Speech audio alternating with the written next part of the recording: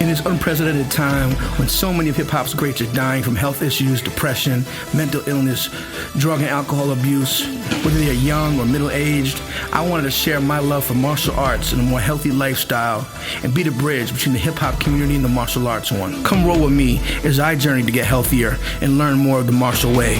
This is Rolling with Ronin.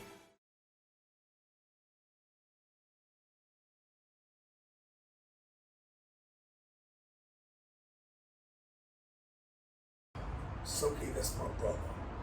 So, as I said, going back to Lumumba again, Lumumba is the connection with this trilogy. Right. Who connected me. So, Soke lived in the same building with me. Right? And his kids, Amani, his daughter, the twins and stuff. Right. So I knew them before they was born, right? Because Soke, the lady he was with at the time, lived in the building. He was there. Right. He had an apartment next door. But only thing was there was like, he had a mat up in there and he had a lot of trophies and all his awards and stuff that he had for all the stuff he had did, but he was there. So one of the first schools that he had opened was in Linden Plaza, right? Where, East New York? Yeah. Okay. Right? He opened school there, and so,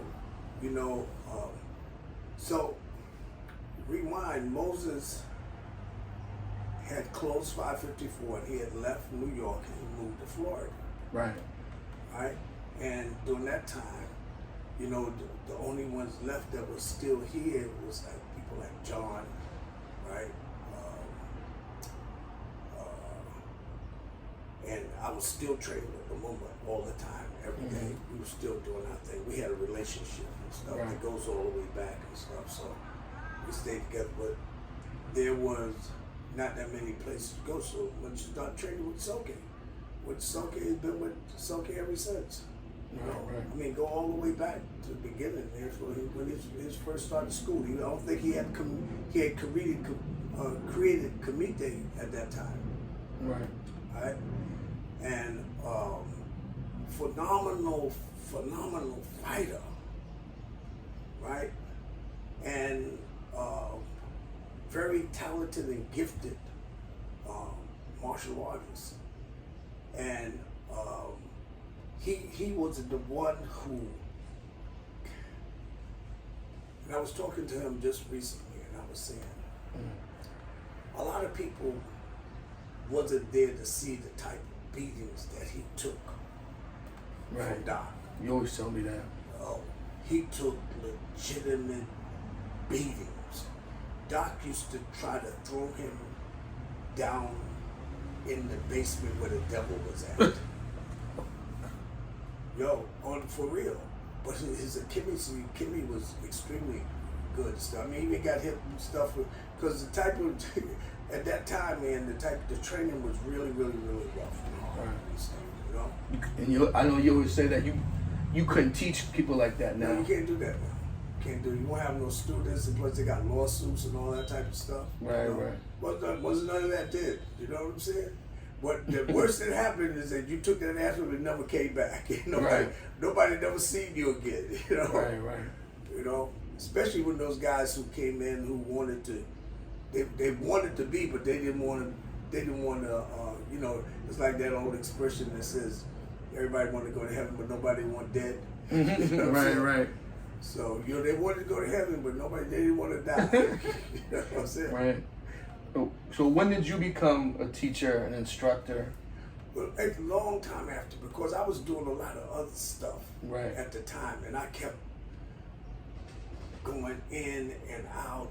And I told you, Soke, I used to always say, Soke, you need to come back and stuff, and because come back to the light. Stay away from the dark. He was more in street stuff or revolutionary activist stuff? Just street stuff. Okay. Street stuff, man. Okay. Just trying to live and eat, man. Right. And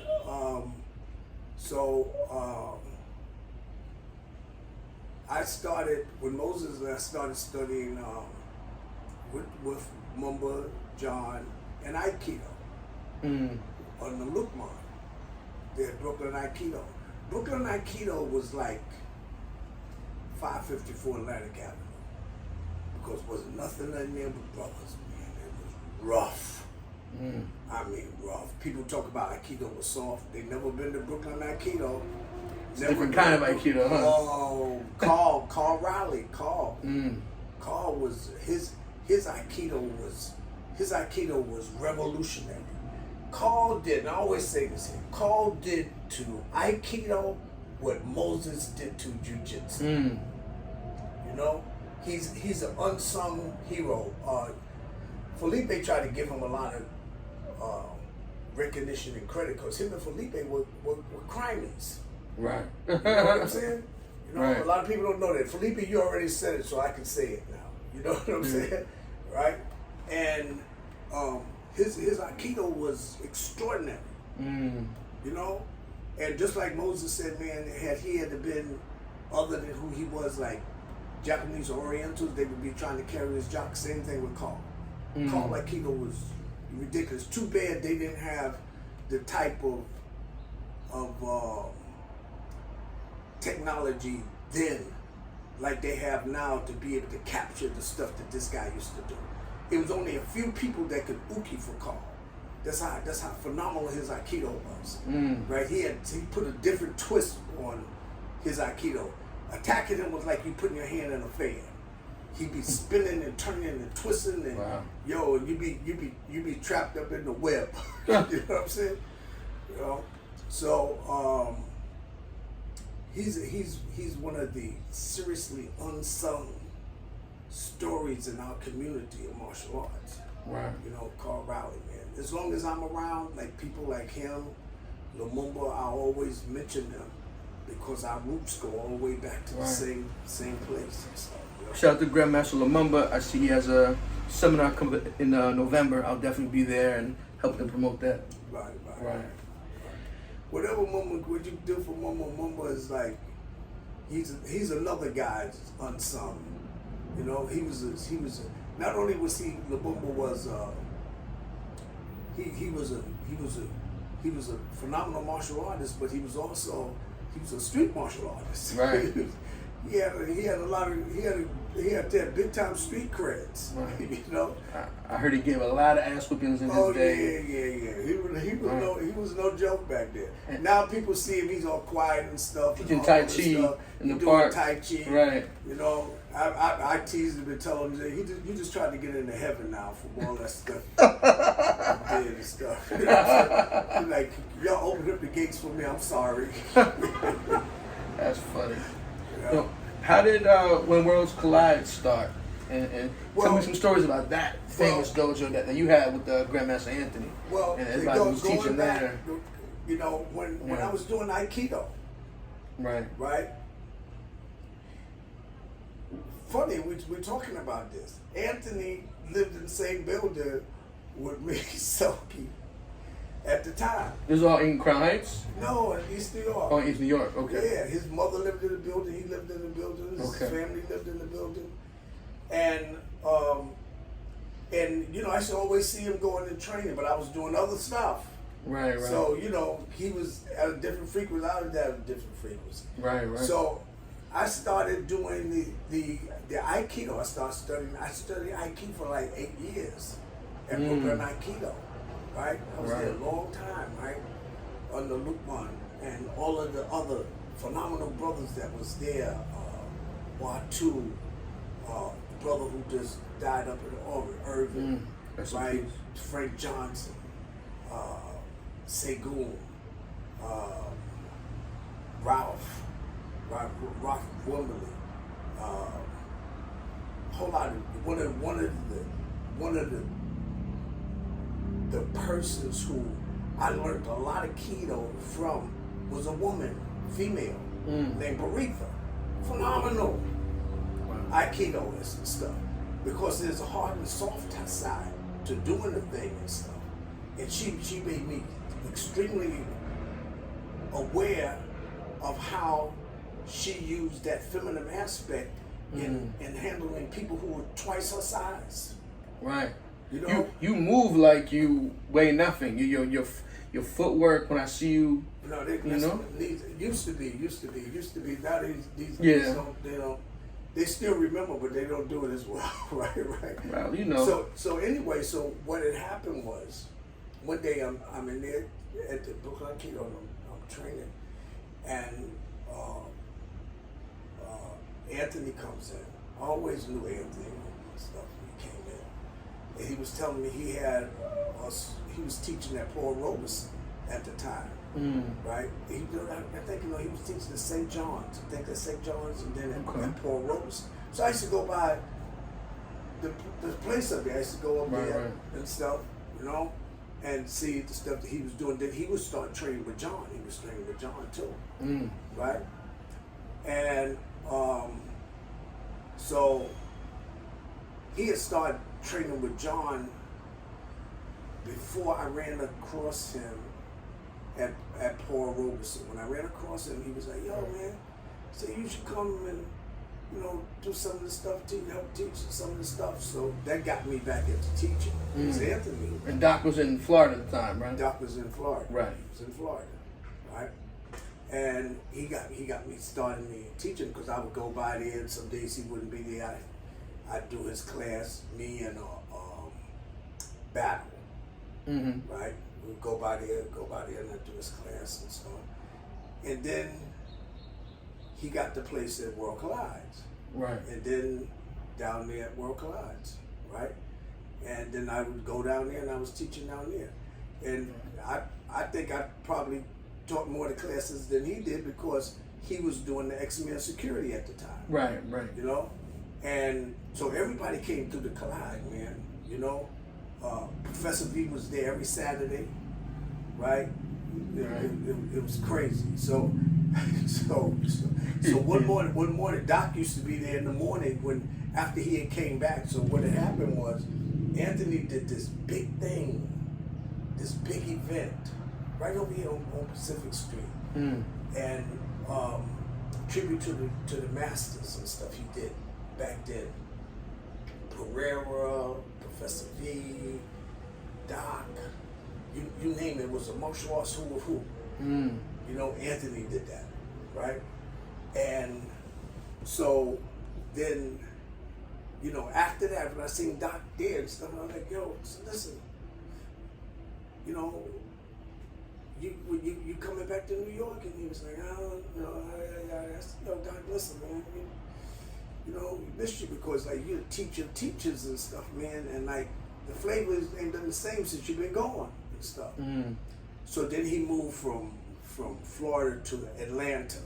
Right. And then he was coming back with that's if you guys godsons and two brothers, right? Yeah. Eric and Chris, his brother Chris, right? Professors, right? And but they were under Carol Little. Carol Little was one of Moses' students that traveled with him with Rookie Film. So he came up at that time when Anthony did the event.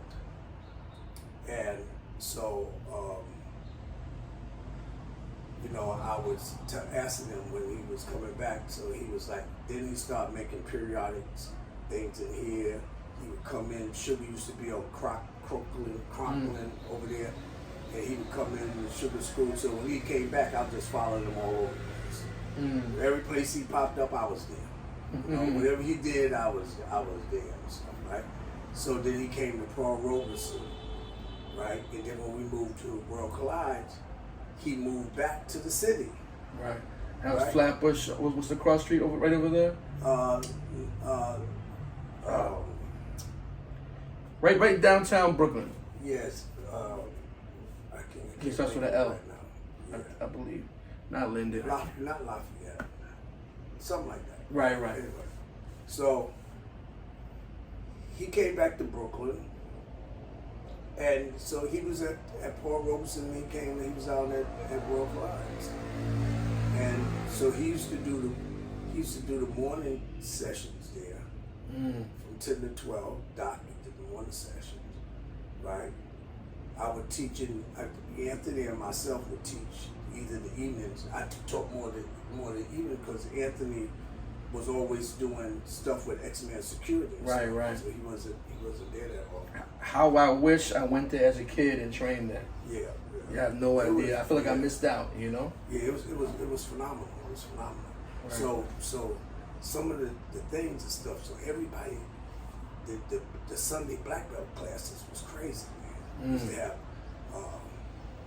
Professor Stone, Mike Black, you know, a whole lot of other people who used to come through, and it was on and popping, you know. Right. And so one morning, Professor B came down, and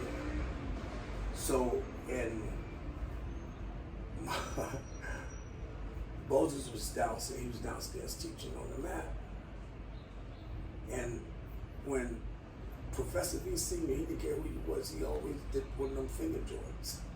Finger lock. He grabbed your finger, man, and you know he didn't care you whether you was Moses, whoever you was, right? Right. He would do that and stuff, you know.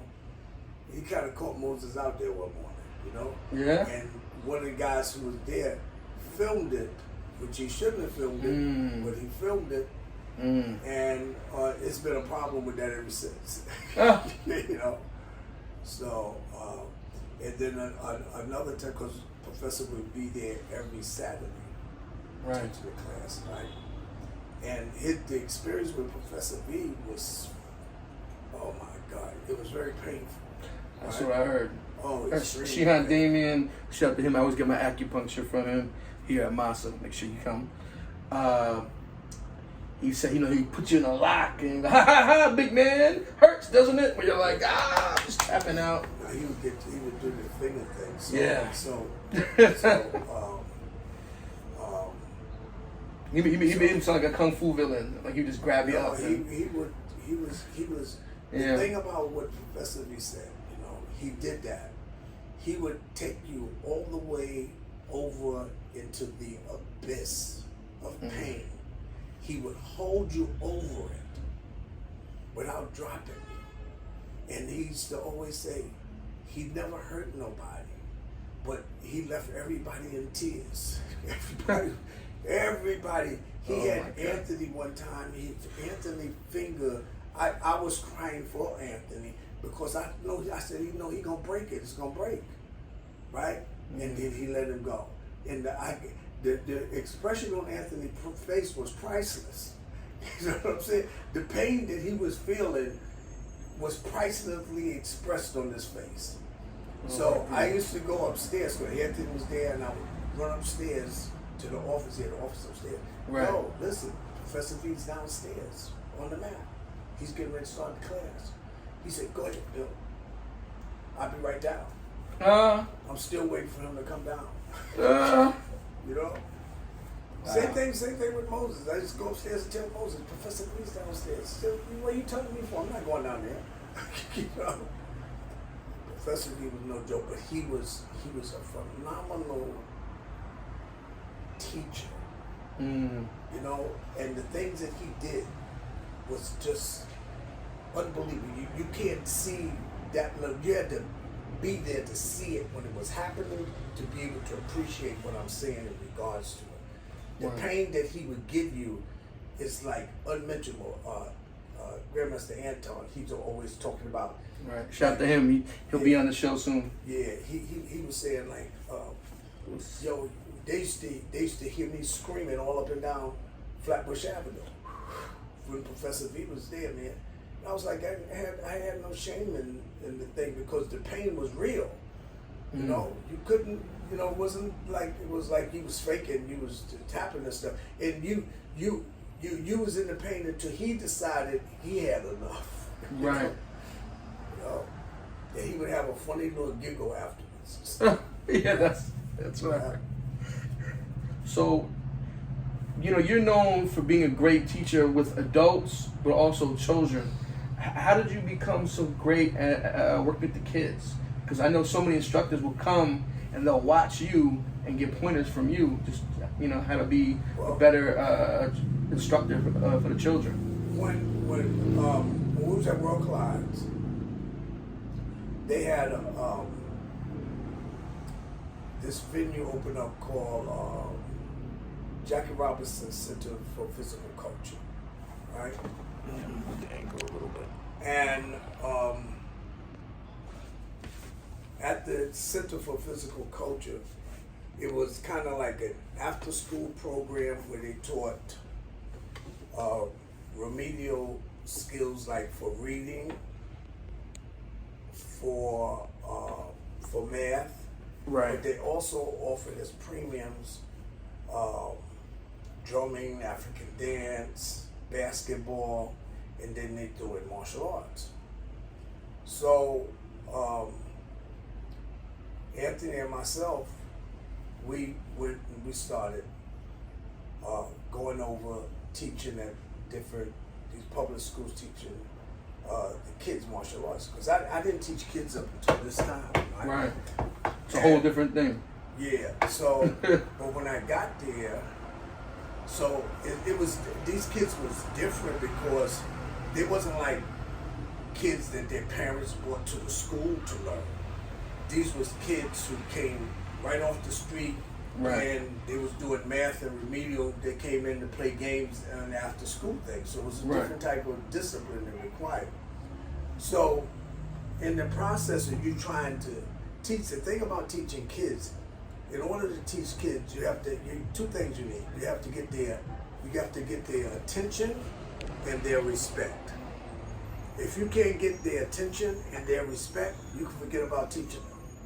So when I went in, Anthony and myself, we both was taught teaching different schools and stuff. When we went in, we found out that these kids had inner city problems.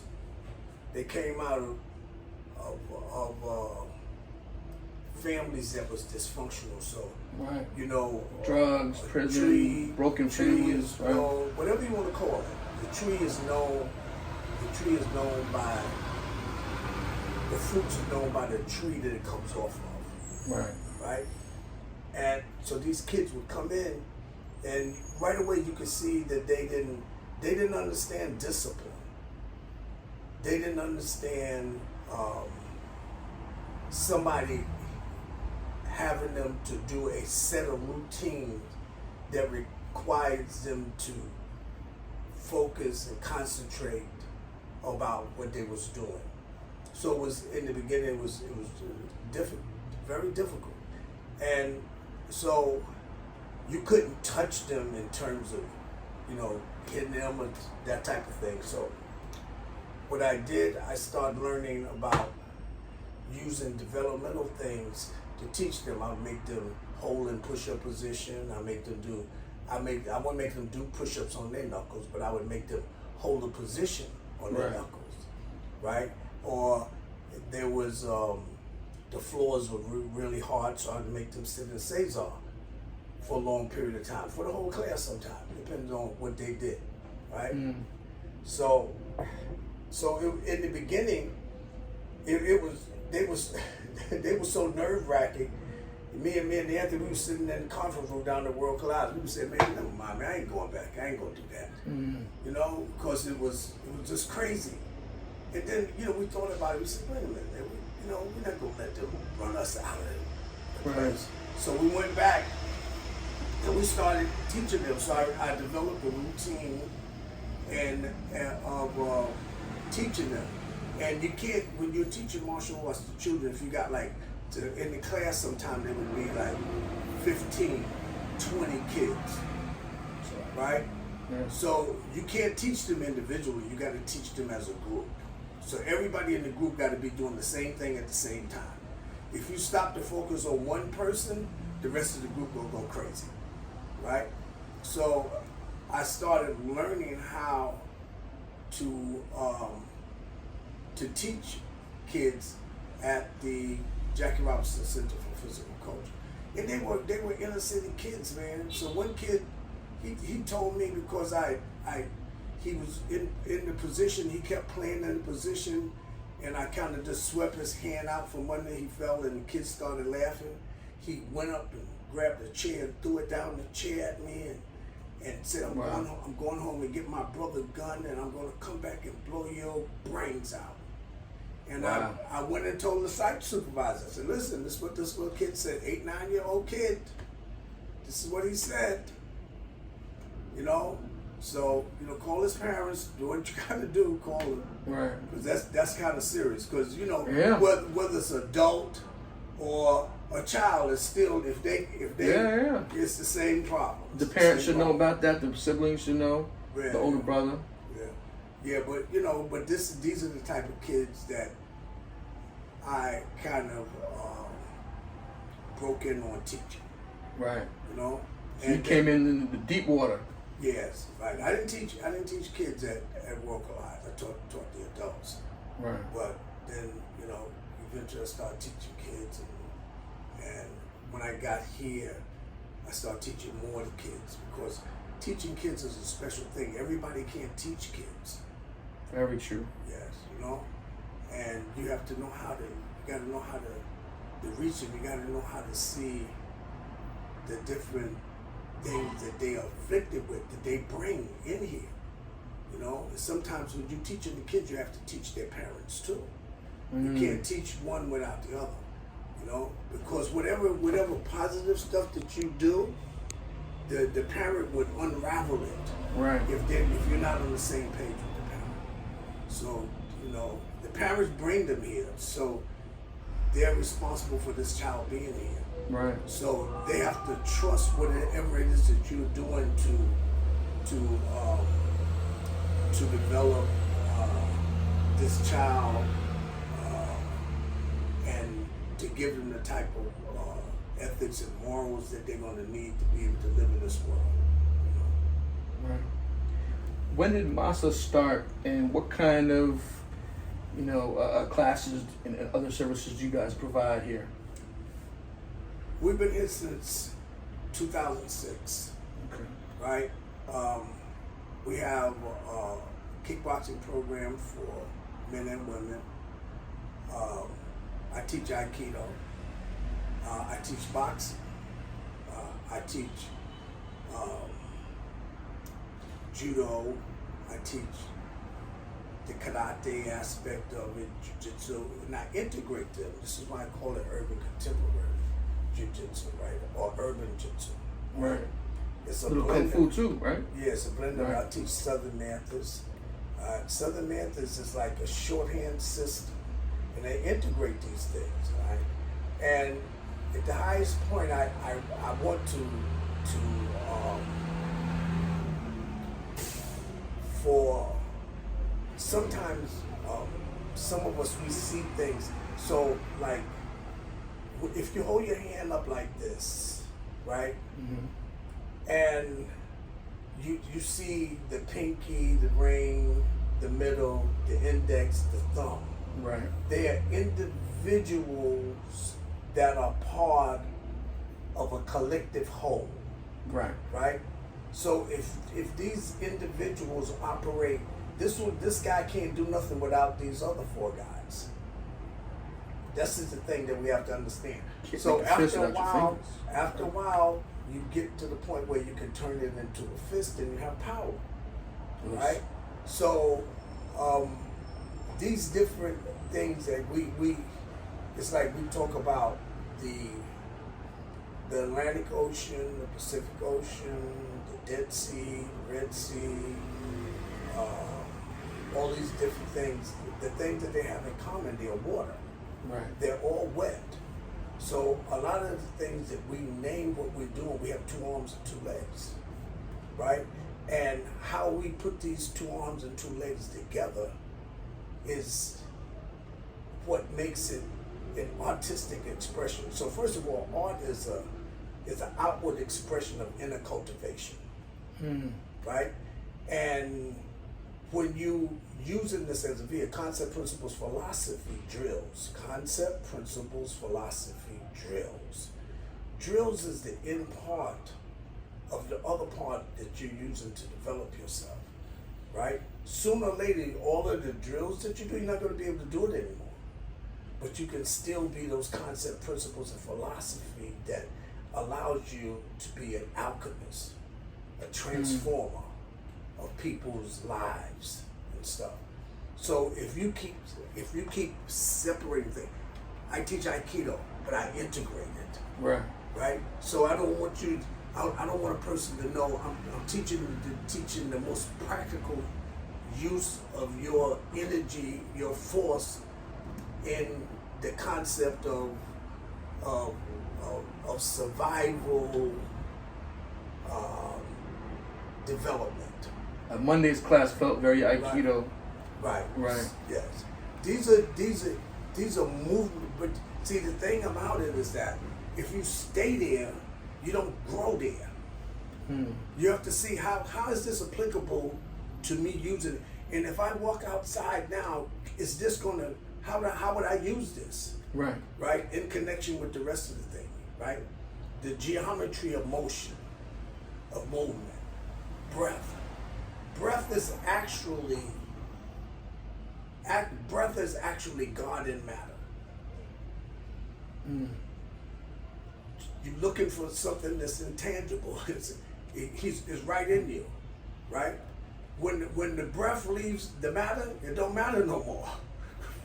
Right? You understand? So it's a very important ingredient for your development and stuff. So when you use these different names, the point that I'm trying to make is when you use these different names, oh, I do karate, oh, I do jujitsu, oh, I do boxing. I got 2 arms and 2 legs, and I may use them certain different ways. Depends on whatever the circumstance happen to be, right? So I won't use this thing the same way on somebody who's muscle and he's like this and he got a lot of power. I may do something different. Right. You can't use the same thing all the time. You have to know how to make those necessary adjustments for your survival, right? So I have this other thing that I'm going to do. I'll put a program together. It's called 360 Survival Empowerment. 360 Survival Empowerment, and it encompasses a lot of philosophical stuff as well for this particular time that we're living in now. Right. Right. These are the times that we're in now. It's a very unique time. It's very extremely unique. There's never been any other time like this in my existence. All the years I've been on the planet, I ain't never seen nothing like this. Right. So you have to have a concept that you can share with people to indicate that you're going to transform who they are, to give them the understanding of how to survive in this particular situation that we're in now. It's a unique situation. Right. Remember you said it's not enough just to watch your back. You have to see 360 degrees all around you. All the time.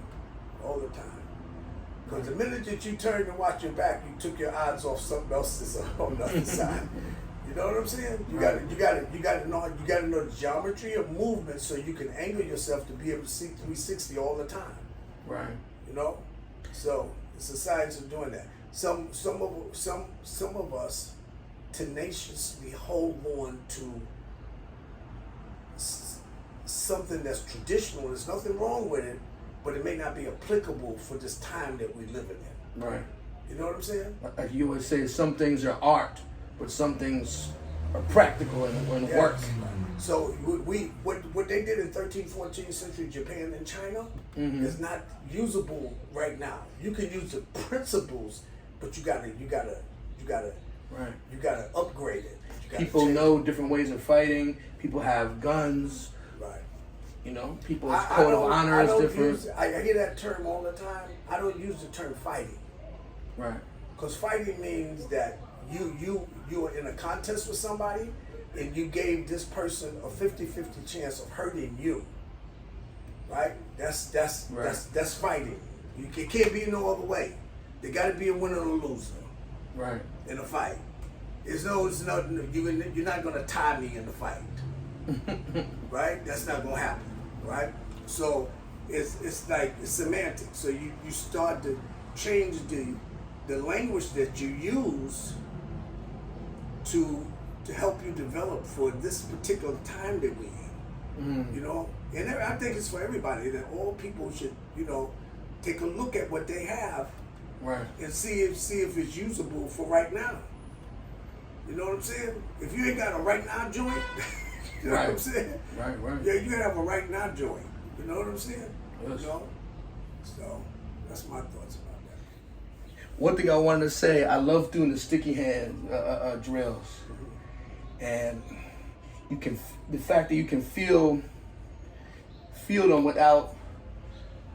Some of the drills I've done so much that I could do it with my eyes closed.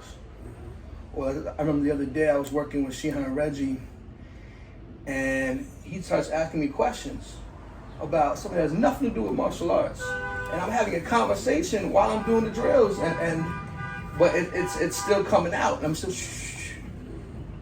But it's just a beautiful thing how you see how the what do you call it, the reflexes, your body gets used to doing something, and you just can do it. You know, it's just random thought. Anyway, though, GM, tell me a little bit about how you got involved with security and how you first started working with Raucous Records, and you know, any stories you have about Raucous or doing security in general.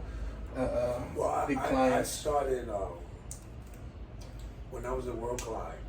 Yes.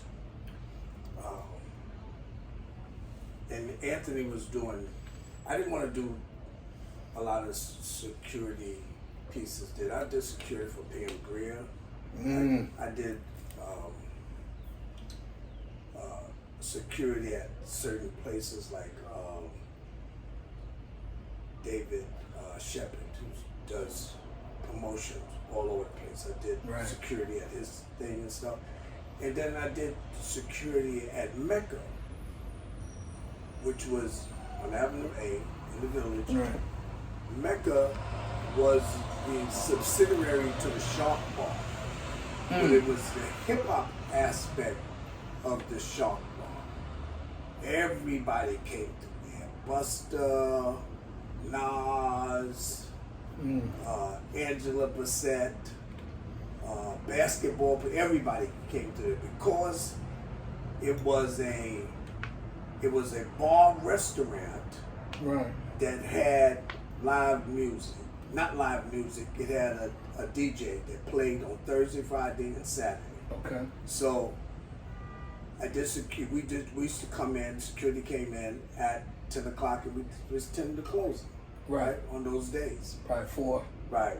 So they had last call, we had last call and stuff. So a lot of things transpired. You named them Q. You named them. Everybody came through there, right? And there was a lot of different incidents with people coming through there. We had an incident that happened one time where these guys came in the place, and a few incidents. I'm gonna tell you a couple of incidents that got Gene promoted to black belt. So much Shihan Gene, wrestling power. So Gene and I was working security there, and Gene is a set it off guy. So I hear. Yeah. So this guy came in, and Gene kept saying, "Hey, Professor, man, I don't like the way the guy looking at you." I said, "Gene, stop. Don't even start that tonight." He said, "No, I'm telling you, Professor. You know this guy got an attitude. I don't like the way he's looking at you and stuff, man." I said, "Gene, man, come on now. Don't start that." So the guy came in. He was a little tipsy, right? Sat down at the table, and he kept messing with the people who was in the table next to him while they were eating. So I go over to the guy and said, "Listen, you're disturbing these people. Appreciate very much if you wouldn't continue to do that with them. Let them enjoy their meal and stuff." "Okay, big man. Okay, big man." And I walk away. Then he's at it again. And then I go back, listen, he seen me come and say, okay, big man, I got it. I know what you're going to say. I know what you're going to say. So then I went in the back and I came back. The Fahim, who was the manager, there came to me. He said, yo, they got this guy up front. He's keep disturbing these people who are eating and stuff. So I go back and I go to the guy and I said, listen, man, I told you a couple of times about disturbing. He stood up. He had a glass in his hand. He said, yo, big man, you've been effing with me all night. Right? And I was getting about to snatch him because he's uncoordinated. Right. Gene comes over my shoulder with the Superman punch. Bam! Hit the guy. He started hitting him with MPs and kneeing him, and he had a knee brace on. He's beating the guy, and then the guy said, okay, big man, okay, I'm ready to leave. I'll leave. And I said, man, you see what that you had to do? And you know, you could have just behaved yourself and said, all right, man, come on, get up. Go, get out of here, right? So I let the guy go, right? Right. And I go in the back, I said, Fahim, where's Gene? He said, I think he went outside, right? So I go outside and I'm looking, I went to the door, I'm looking for Gene. Gene's standing by the door and he got a bottle in his hand, right? And I said, what's up? He said, yo, no, Professor, where'd he go? I said, I let him go. He said, oh no, Professor, you can't let him go. This guy gonna go and come back. So, yes. So I go running down the block, me and Gene, we go running down the block, grabbing the guy, and I lock him up in the come-along, got him in the come-along, holding real tight and stuff. Gene is whacking him and stuff. And What, you think he's gonna go get a gun? Yeah. Okay. Right? Yeah. So he's whacking him and stuff, and the guy said, "No, man, please, just don't do this to me, don't do that to me and stuff." Now his wrist was pop, but he's not worried about me. He's worried about what Gene is doing. Right. So then we let the guy go, and then after that we was on full alert for the next couple of weeks that we was there. We was on full alert and stuff, right? Mm-hmm. So I told Moses about it. I said, yo, Doc, man, Gene crazy, man. I said, we was at the place, man, and Gene started this stuff. He used this stuff to the point where this guy started doing the thing and stuff, and we wound up, and I said, I had the guy, and I heard the guy wrist doing this thing here, so you have the dojo mentality where a guy, because you got him in a wrist like he gonna tap or something like that. No, that the guy they don't react that way, right? Mm-hmm. And they don't know about tapping. They don't tap. So I'm telling Doc about that. He said, no. He said, Bill, you did it wrong. He said, when you grabbed him, you were supposed to break it and then hold it. I said, okay. I got it. Right?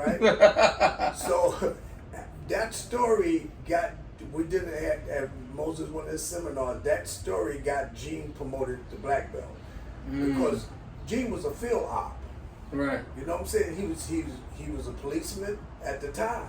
Right. So he tells me when I'm beefing with him about what he did, because the restaurant, this is on Friday night, the restaurant is packed. Right. And he beating this guy in the restaurant in front of all these people. I said, Gene, is you crazy? I said, why are you beating this guy like this? So this is what Gene said to me. He said, Professor, he says, I know about use of force and conflict resolution. He says, I used to teach it when I was in the academy. I looked at him like, are you crazy? You didn't display none of that at no time. Right. You know what I'm saying? So, but he was a phenomenal guy to work with. Right. He was a guy, man. He was a guy. He was a guy you wanted with you in the trenches. I saw. I was there for your last seminar when wearing the shirt, and you awarded his mom with a plaque. Right. Yes. Can you speak about that a little bit? Yeah. We posthumous is called. We promoted him to 7th degree. Okay. right? To professor. Professorship, Right. And that was in the making even before he had passed, right? But it never happened because what had happened with him and stuff. Right. Phenomenal individual, very compassionate and generous and giving individual. You know, he give you the shirt off his back, and he's a serious warrior. He retired from the police department. He worked his way up. When I met Gene, he was a lieutenant. He worked his way up to full bird colonel. He used to write for Obama. He used to write for the Joint Chiefs. He's a full bird colonel, right? So his promotion to full bird colonel, we went to the Pentagon. It was at the Pentagon. And we was there with the rest of the generals and stuff like that. And he asked me that don't tell him the stuff we did in Brooklyn. You know? Wow. So his wife said one time, she said, you know, been to college, you know, you done been in the police department, you work your way to the police department, work your way up to all the way up to the top of the line in the military. His next promotion in the military, he would have been a general, right? And his wife said, "You still ghetto." Wow. I wish I could have met him and trained with him. Yeah. Rest in power. Beautiful human being.